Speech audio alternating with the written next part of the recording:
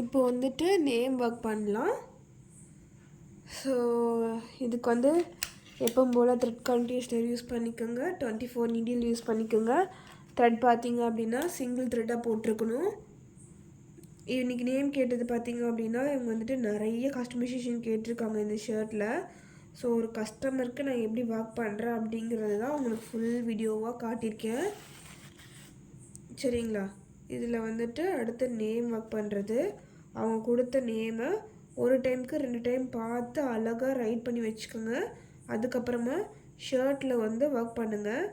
ஷர்ட்டில் work பண்ணுறதுக்கு முன்னாடி நோட்லேயோ பென்லேயோ அதில் நல்லா டார்க்காக எப்படி லெட்டர்ஸ் வருது, இது கரெக்டாக இருக்குமா, இப்படி வந்து போட்டால் கரெக்டாக இருக்குமா அப்படிங்கிறத நல்லா நீட்டாக வந்து ஒர்க் பண்ணி பார்த்துட்டு அதுக்கப்புறமா ஷர்ட்டில் ஒர்க் பண்ணுங்கள். சரிங்களா? நான் சொல்லிக்கிட்டே இருக்கேன், லெட்டர்ஸ் வந்து நான் எப்படி போடுறேன் அதே மாதிரியும் நீங்களும் வந்துட்டு எழுதி பழகிக்கிங்க. இன்னும் நிறைய பேர் நல்லா சூப்பராகவே எழுத தெரியும். ரைட்டிங் ரொம்ப இம்பார்ட்டன்ட் இந்த ஒர்க்கு. ஆக்சுவலாக நான் சொல்ல போனோம் அப்படின்னா என்னோடய கிளாஸ் சார் வந்து, துர்கா நீ எழுதுறது எல்லாமே வந்துட்டு மிஸ்டேக்காக இருக்குது, ஆனால் உன்னோட ஹேண்ட் ரைட்டிங்கில் தான் வந்துட்டு உனக்கு நான் மார்க் போட்டுறேன், உன் பேப்பர் வந்தாவே ஒரு டைமுக்கு 2 டைம் வந்து செக் பண்ணி பார்க்கணும் அப்படின்னாரு. ஸோ சின்ன வயசில் பார்த்திங்க அப்படின்னா நான் நிறைய மிஸ்டேக் பண்ணுவேன். ஐ மீன் இங்கிலீஷில் ஒர்க் பண்ணும்போது இங்கிலீஷில் வந்துட்டு ஏதாவது எக்ஸாம்ஸ் இருக்கும் அப்படிங்க இல்லையா, அதில் வந்துட்டு நான் ரொம்ப மிஸ்டேக்ஸ் பண்ணுவேன். ஆனால் என்னோடய லெட்டர்ஸ் வந்து பார்க்குறதுக்கு வந்துட்டு அவ்வளோ நீட்டாக என்னோடய ரெக்கார்ட் நோட்டாக இருக்கட்டும், அதர்வைஸ் என்னோடய அசைன்மெண்ட்டாக இருக்கட்டும், அது எல்லாமே நீட்டாக ஒர்க் பண்ணுவேன். ஏன்னா அப்படின்னா என்னோடய லெட்டர்ஸ் நான் எழுதுறது வேர்ட்ஸ்லாம் பார்த்திங்கன்னா அவ்வளோ நீட்டாக ஒர்க் பண்ணுவேன். சூப்பராக இருக்கும். ஸோ அதனால் லெட்டர்ஸ் வந்து அழகாக எழுத பழகிக்குங்க. ரொம்ப ரொம்ப இம்பார்ட்டண்ட்.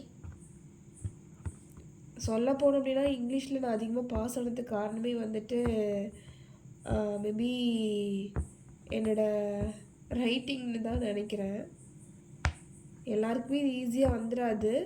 பழகிட்டீங்க அப்படின்னா ரொம்ப ரொம்ப ஈஸி. ரொம்ப ரொம்ப ஈஸியான ஒன்று. எப்போ போல் செயின் போட்டுட்டு மறுபடியும் செயின்குள்ளே செயின் வந்துட்டு பேக்கில் வந்து இந்த இடத்துல ஃபில் பண்ணணும். செயின் பக்கத்தில் செயின் போட்டு மறுபடியும் செயின் பக்கத்தில் செயின் போட்டு அந்த இடத்துல ஃபில் பண்ணணும். சரிங்களா? ஜூம் பண்ணி காட்டுறேன்.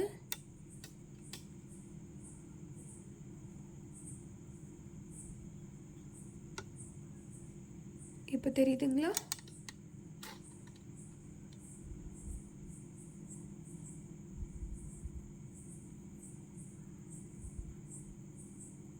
ஓகே.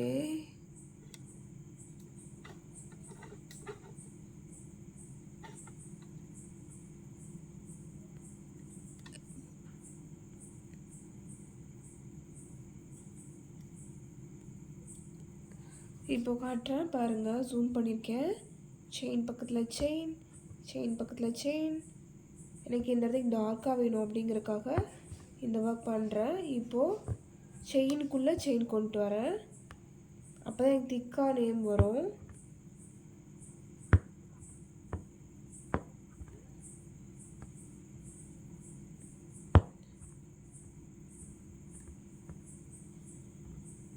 இப்போ இந்த சைடே முடிச்சுக்கலாம் ஒர்க் பண்ணதை. ஒரு சைடு மட்டும் டார்க்காகவும் இன்னொரு சைடு வந்துட்டு சின்னதாகவும் இருக்கட்டும். ஓகேங்களா? இந்த சைடு சின்னதாக, இந்த சைடு டார்க்காக. ஓகேங்களா? ஸோ இந்த மாதிரி ஒர்க் பண்ணிக்கலாம். அடுத்து வந்துட்டு எப்பவும் போல் குட்டி குட்டியாக செயின் தான்.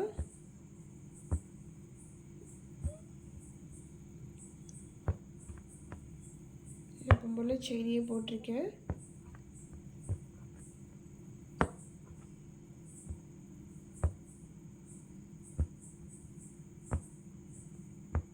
அப்புறம்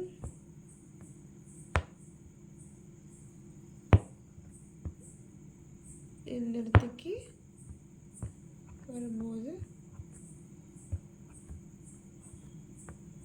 கரெக்டாக வந்து அப்படியே செயின்குள்ளே செயின். தெரியுதுங்களா? ஃபஸ்ட் லெட்டர்ஸ் ஆர்டர்ஸ்லாம் நிறைய எடுத்து பழகிக்குங்க. கிளாத் நல்லா திக்னஸாக இருக்கணும்.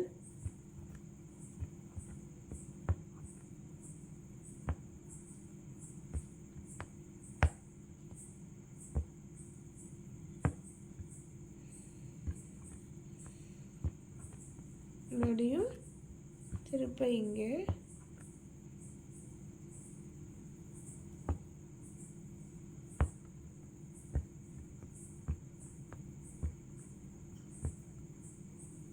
தெரியுதுங்களா நான் எப்படி ஒர்க் பண்ணுறேன் அப்படின்ட்டு. அப்படியே திரும்ப கீழே வரேன்.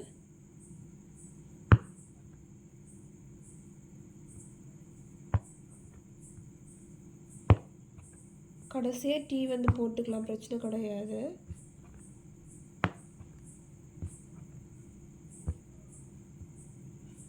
இப்போது அடுத்து கண்டினியூவாக ஹெச். ஓகேங்களா, ரொம்ப ஈஸி. மறுபடியும் திருப்ப வந்துட்டு கீழே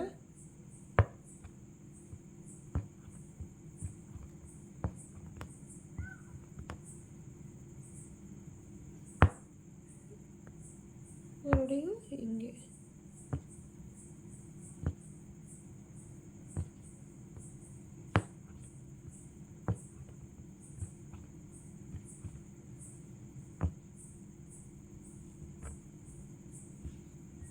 அவ்வளோதான், ரொம்ப சிம்பிள். ஓகேங்களா, நார்மல் செயினையே எவ்வளோ அளவு கொண்டு வந்திருக்கேன்ட்டு. அப்புறம் டீ வந்து போட போகிறேன். எல்லாருமே ஹெச் வரும்போது, ஐ மீன் டீ பக்கத்தில் ஹெச் வருது அப்படின்னா அந்த இடத்துல வந்து பார்த்திங்க அப்படின்னா ஒரு கர்வ் கொடுத்து, இந்த இடத்துல கர்வ் கொடுத்து ஒரு ஹெச் போடுறீங்க. அந்த மாதிரி ஹெச் போடாதீங்க, இதுதான் வந்து கரெக்டாக இருக்கும். அது நார்மலாக பேப்பரில் எழுதுறதுக்கு ஓகே, பட் இதில் வந்து ஷர்ட்டில் ஒர்க் பண்ணும்போது அந்த ஹெச்சை கொடுக்காதீங்க. டீ பக்கத்தில் ஹெச் வேறு ஏதாவது பெரிய லெட்டர் வருது, ஐ மீன் ஹெச் பக்கத்தில் வேறு ஏதாவது எல் வருது அப்படின்னா அந்த இடத்துல கொடுக்க வேண்டாம். ஓகேங்களா, வேறு ஏதாவது நார்மலாக வந்து ஏ பக்கத்தில் வந்து ஹெச் வருது, சின்ன ஏ ஸ்மால் லெட்டர் ஹே அந்த மாதிரி ஏதாவது லெட்டரில் வருது அப்படின்னா பிரச்சனை இல்லை, நீங்கள் கொண்டு வரது பிரச்சனை கிடையாது. ஓகேங்களா, இப்போ இன்னத்துக்கு போட்டாச்சு. இப்போ இன்னத்துக்கு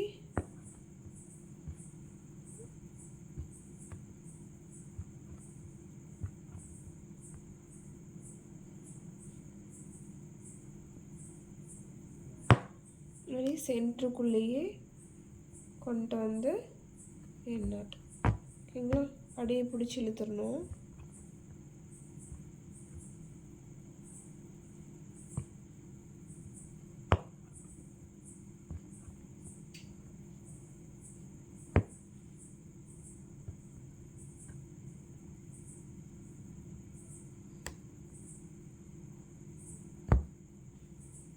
மறுபடியும் திருப்ப வந்து ஒர்க் பண்ணலாம்.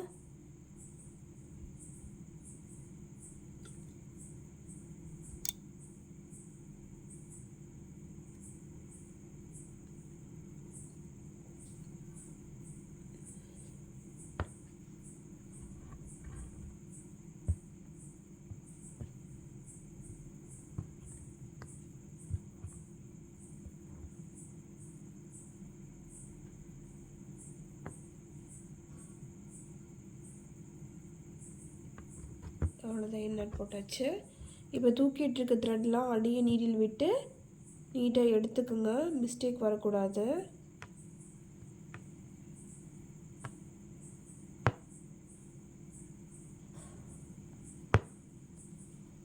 ஓகேங்களா,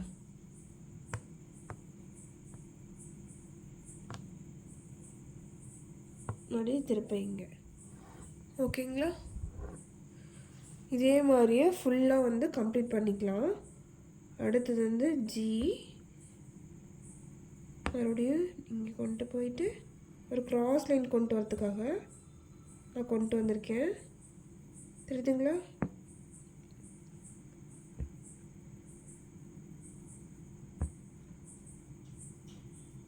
ஜி கொஞ்சம் டார்க்காக வேணும், அதனால்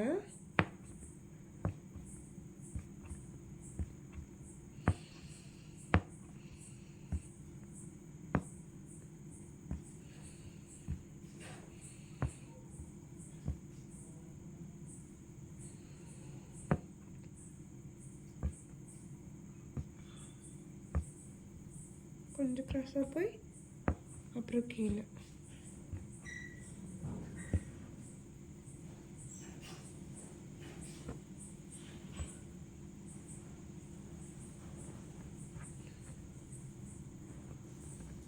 இப்போது என்ன பண்ண அப்படின்னா இந்த எண்ணாட்டை வந்துட்டு உள்ளே இழுத்துக்கிறேன்.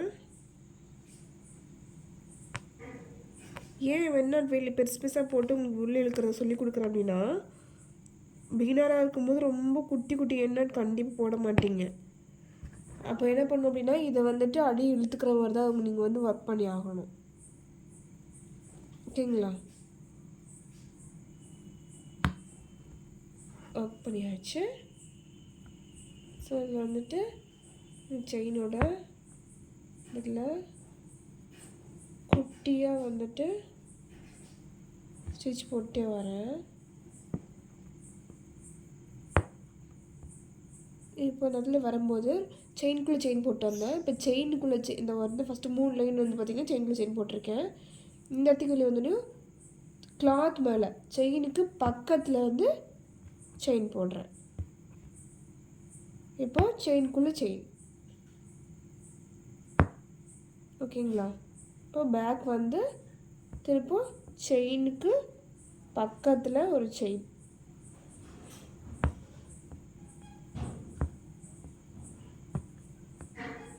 புரிஞ்சுதுங்களா? இப்போ வந்து இதுக்குள்ளேயே ஃபஸ்ட் செயின் எடுத்துட்டிங்களா, அதுக்குள்ளேயே போயிட்டு நீங்கள் பேக் வந்து ஒரு எண்ணாட் போட்டுக்குங்க. ஓகேங்களா? பேக் வரும்போது ஹோல் விழுகுது பெருசாக தெரியுதுன்னா கொஞ்சம் முன்னாடியே எடுத்துக்கலாம்.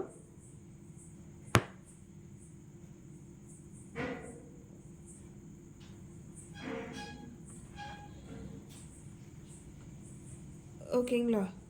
இது வந்து கம்ப்ளீட் பண்ணியாச்சு. அடுத்து வந்து போட்டு காட்டுறேன்.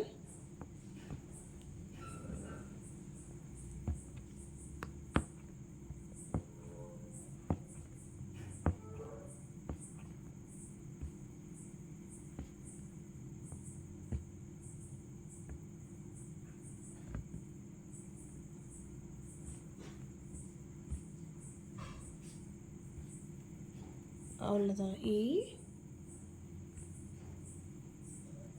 அடுத்தது எண்ணாட். ரொம்ப சிம்பிள். இதில் வேறு எங்கேயாச்சும் இழுக்கணுமா அப்படின்னு கேட்டிங்கன்னா இந்த இடத்துக்கு மட்டும் டார்க் பண்ணலாம். ஆனால் அடுத்து மறுபடியும் வரங்காட்டி நான் ஒர்க் பண்ணல. நான் எங்கேன்னு பார்த்தீங்கன்னா இந்த இடத்துல மட்டும் கொஞ்சம் டார்க்கு. அப்போ செயின் அவுட்டரில் வரணும். செயினுக்கு பக்கத்தில் செயின். ஓகேங்களா? அவுட்டர் லைன் புரியுதுங்களா? இந்த செயின்குள்ளேருந்து எடுத்து ஃபஸ்ட்டு ஒரு செயின்குள்ளேருந்து எடுத்து செயினுக்கு வெளியே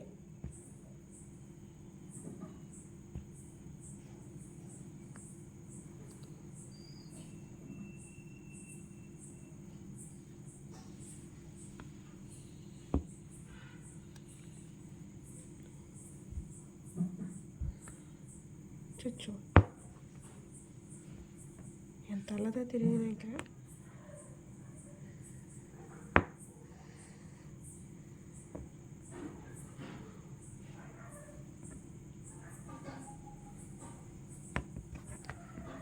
இந்த இடத்துக்கு உள்ளே வந்துடணும். இப்போ தெரியுதுங்களா? இந்த இடத்துல டார்க்காக அப்படியே ஒல்லியாக. சரிங்களா? மறுபடியும் திருப்ப இங்கேருந்து கொண்டு போகிறேன். மடிக்கு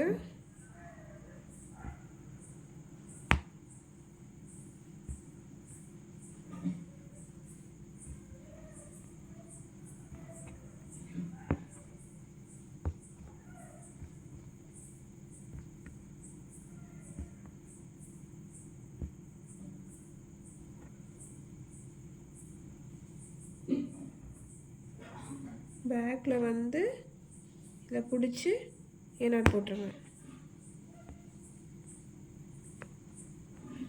ஆல்ரெடி சொன்ன மாதிரி முடிஞ்ச அளவுக்கு பேக்கில் வந்து போட்டுருங்க. அப்போ தான் அந்த குட்டியாக இருக்க ஷார்ப் வந்து தெரியும்.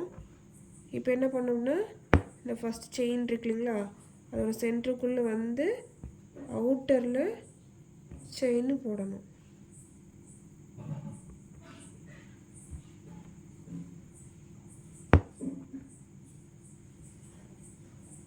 ஓகேங்களா? இப்போது இதோட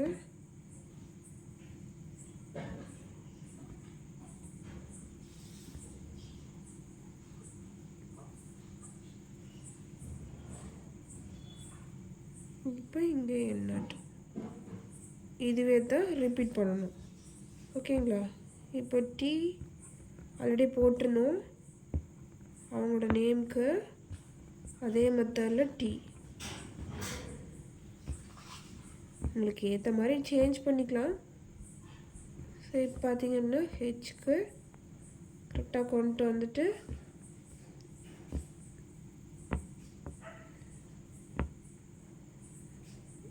இந்த ஹெச் ட்ரை பண்ணுறேன்.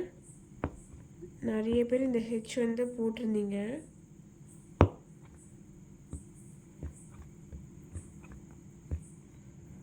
கரெக்டான வேலை ட்ரை பண்ணால் சூப்பராக தான் இருக்கும். ரெண்டுமே ஒரே மாதிரி இருக்கக்கூடாதுங்கிறதுக்காக சேஞ்ச் பண்ணியிருக்கேன். ஓகேங்களா?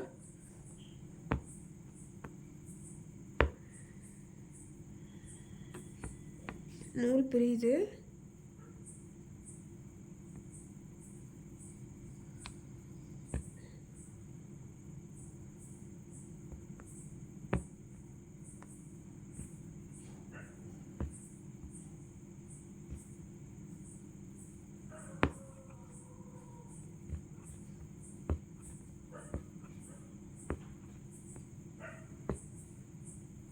அப்படி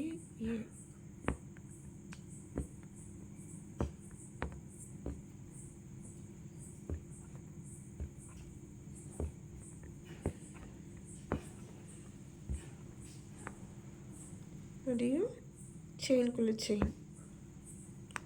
ஓகேங்களா?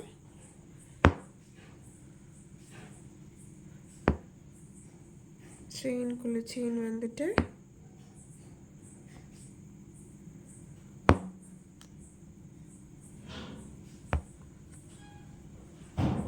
செயினுக்கு வெளியே இந்த மாதிரி கிராஸ் லைன் கொண்டு வந்து அப்புறம்தான் வந்துட்டு ஏ வந்து கம்ப்ளீட் பண்ணணும்.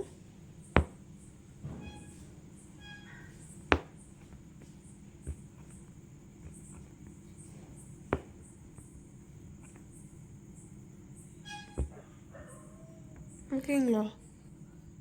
புரியுதுங்களா? இப்போ வந்துட்டு எப்போ போல செயின் ஹார்ட்டோட சென்டரில் வந்துட்டு நார்மல் த்ரெட்டு வச்சு சில்க் த்ரெட் வச்சு ஒர்க் பண்ணிக்கலாம். எனக்கு இங்கேருந்து ஒரு டார்க் லைன் வேணும். சொன்னால நான் டார்க் லைன் எடுத்துக்க போகிறேன். இந்த இடத்துலேருந்து செயினை கொண்டு வந்துட்டு செயின் கொண்டு வந்துட்டு திரும்ப இங்கே திரும்ப இங்கே.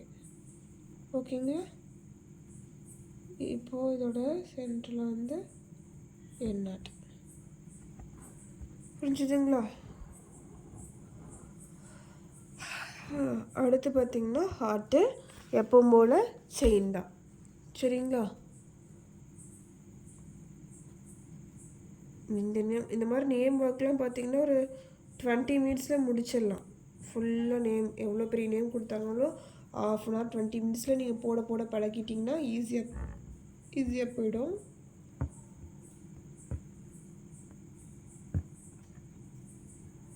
ஓகேங்களா? எப்போ போட செயின்.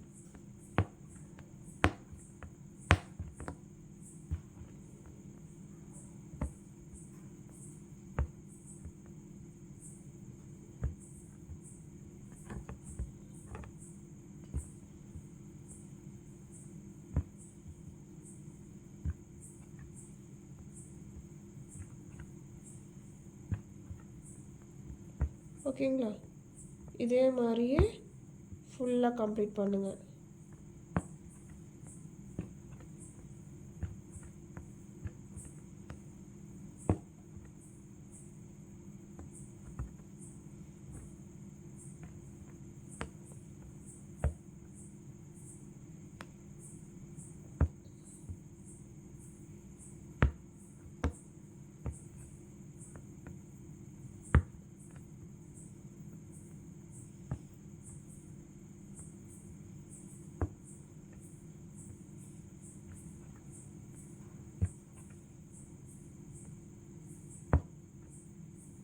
அவ்வளோதான் முடிஞ்சு.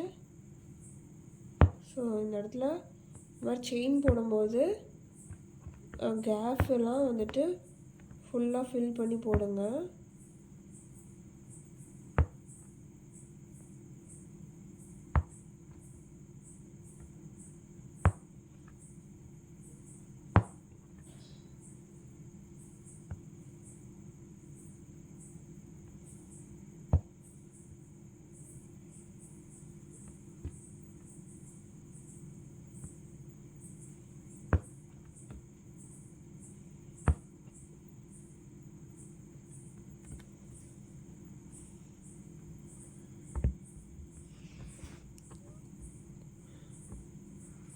த்ரெட்டு வந்து பிஞ்சிருச்சு. ஸோ நான் நியூ த்ரெட்டை எடுத்துகிட்டு அழகாக போட்டுக்கிறேன். ஸோ இந்த மாதிரி தான் நேம் ஒர்க் பண்ணணும். ஓகேங்களா?